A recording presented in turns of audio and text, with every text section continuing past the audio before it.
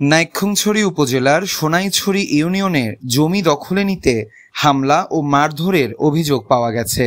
গেল 9 মার্চ বিকেলে এই ঘটনা ঘটে। ভুক্তভোগীরা জানান, তাদের খতিয়ানভুক্ত দীর্ঘদিন ধরে ভোগ দখলীয় জমি জবরদখলের প্রচেষ্টা চালিয়ে আসছে মোহাম্মদ নুরুল আলম ও তার দলবল।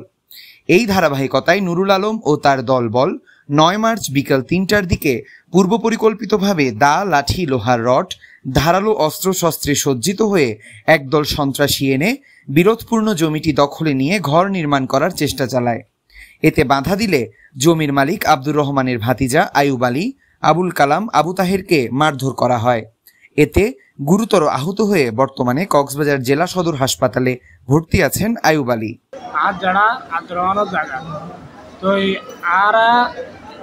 আরো বহুত আগলতি ইতার আরো খুব মানা বুঝি তারা আর জায়গা নদেগুলো হই ইতারা খুব সন্তার লাইনে আর বা দখল করছিল তুই ইও দখল করি বললাই ইতারা সন্তার সানি আর হামলা করে তুই মাইতর করে খুব আক্রমণ করে আর হালি আসছিল যে আর মারি ফেলে বলে হই আসছিল হাসিনা ফটো দিয়ে কোনো পরে তারা আর বহুত দিন ধরা হয় আর হাইম বলে নাই জোর করে না জায়গা যারা বর্তমানে দখলভুক্ত আছে মাইফেন হদন দিকনের আছে আর নূর তারা হই যারা পাতাবাড়িতে মানুষ লাই মানুষ মারি যার কই এই তারা ওই তারা আমাদের বহুত মানুষ লেই ভাই হালিয়া আহমদ 30-40 জন লাড়ি চলে মানুষ দূর 117 লাড়ি আছে ও 12,000 লাড়ি এত লাড়ি মাঝে মানুষ শুনলে কে সম্পূর্ণ জায়গা নিলে আব্দুর রহমানের খতিয়ানি জায়গা বর্তমানে তুই তারা হঠাৎ